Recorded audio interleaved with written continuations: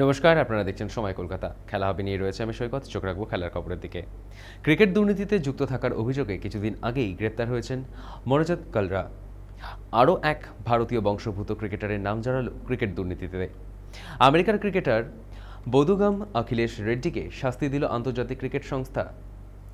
রেড্ডিকে ৮ বছরের জন্য সব ধরনের ক্রিকেট থেকে বহিষ্কার করেছে আইসিসি। আইসিসির দুর্নীতি বিরোধী ট্রাইব্যুনাল তাকে বহিষ্কার করেছে। ক্রিকেট সংক্রান্ত কোনো কিছুর সঙ্গে যুক্ত থাকতে পারবেন না তিনি। ২০২৫ সালে আবুধাবির টি10 প্রতিযোগিতায় রেড্ডির বিরুদ্ধে ক্রিকেট দুর্নীতির একাধিক অভিযোগের প্রমাণ পাওয়া গিয়েছে।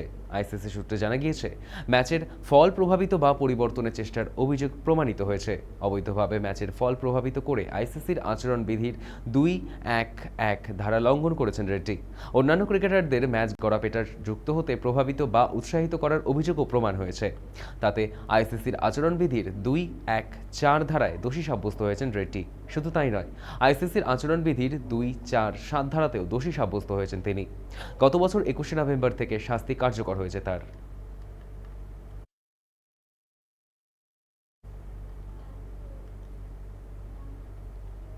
দেশে পা রাখার পর কমনওয়েলথ গেমসে পদকজয়ী ক্রীড়াবিদদের ভরিয়ে দেওয়া হলো উষ্ণ অভ্যর্থনায়।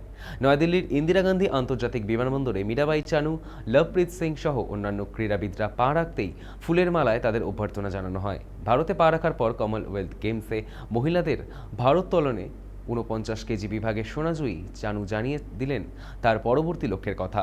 কমনওয়েলথে ২০১৪ সাল থেকে ২০২৬ সাল পর্যন্ত চানু অংশ নিয়েছেন এবং প্রতিটিতেই পদক জিতেছেন তিনি। রবিবার ছিল গ্লাসগো কমনওয়েলথের শেষ দিন। ভারত এবারে গেমস অভিযান শেষ করল মোট ৩৯টি পদক জিতে। পদক তালিকায় ভারতের চতুর্থ স্থান। ভারত ১৩টি সোনা, ১৭টি রূপো, ৯টি ব্রোঞ্জ জিতেছে। জুডোতে মহিলাদের ৭৮ কেজি বিভাগে ব্রোঞ্জ পদক দখলের ম্যাচে হেরে গিয়েছে ভারতের ইশরূপ নারাং।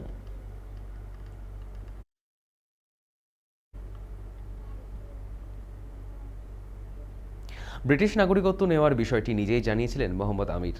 চলতি বছর ভাইটিলিটি প্লাস্টে তা সই করানো হয়েছে। তারপরেই জানা গিয়েছে জুন মাসে ব্রিটেনের নাগরিকত্ব পেয়েছেন তিনি। ফলে তিনি এখন ইংল্যান্ড লিগের দেশীয় ক্রিকেটারের তালিকায় রয়েছেন। আইপিএলে পাকিস্তান বাদে সব দেশের ক্রিকেটাররা খেলার যোগ্য, কিন্তু আমির জানিয়েছেন তিনি আইপিএলের সুযোগ পেলে খেলতে চান।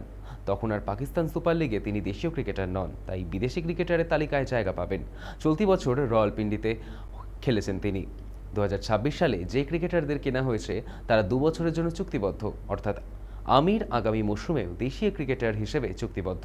কিন্তু তিনি তো আর পাক ক্রিকেটার নন আগামী দিনে। ফলে তার চুক্তিতে একটি সমস্যা তৈরি হয়েছে। এমনি পাকিস্তান সুপার লিগে খুব ভালো মানের বিদেশি খেলেন না, ফলে আমিরের জন্য এটি একটি জায়গা ছাড়তে অনেক দলই রাজি হবে না।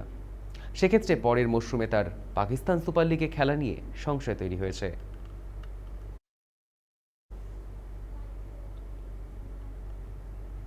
লাল বলের ক্রিকেটে তার ব্যাটিং নিয়ে কোনোদিন প্রশ্ন ওঠেনি, কিন্তু ঘূর্ণি পিচে উইকেটের পেছনে মাঝে মাঝে সমস্যায় পড়েছেন ঋষভ পান্ত। আগস্টে শ্রীলঙ্কার মাটিতে ২ টেস্টের সিরিজ খেলতে যাবে ভারত, সেখানেও ঘূর্ণি উইকেট। তাই আগে থেকে সতর্ক পান্ত। মহেন্দ্র সিং ধোনির কাছে অনুশীলন করলেন ঋষভ পান্ত। ধোনির সঙ্গে পান্তের সম্পর্ক বেশ ভালো। এর আগেও অনেকবার ধোনির রাঁচির বাড়িতে গিয়েছিলেন তিনি। পান্ত জানান, ঘূর্ণি পিচে ধোনির থেকে ভালো শিক্ষক তিনি আর পাবেন না, তাই সেই গুরুর কাছেই চলে গিয়েছেন ভারতের উইকেট রক্ষক।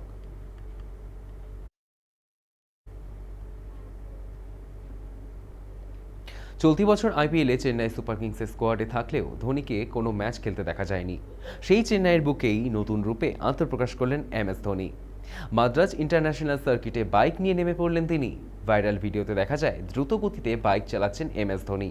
বেশ কয়েকজনকে ওভারটেক করে এগিয়ে যান। ৪৫ বছর বয়সী ধোনির এমন রূপ দেখে মুগ্ধ নেটিজেনরা। বাইকের প্রতি ধোনির ভালোবাসার কথা কারোরই অজানা নয়। রাঁচিতে তার বাড়িতে একাধিক ব্র্যান্ডের বাইক রয়েছে। মাহি নিজে সেই বাইকের কালেকশন দেখাশোনা করেন। কোনোটা স্পোর্টস বাইক, কোনোটা ভিন্টেজ বাইক, কোনোটা ক্রুজার, এমন নানান সম্পদের মালিক মাহি। তবে রেসের ট্র্যাকে তাকে এভাবে কখনো দেখা যায়নি।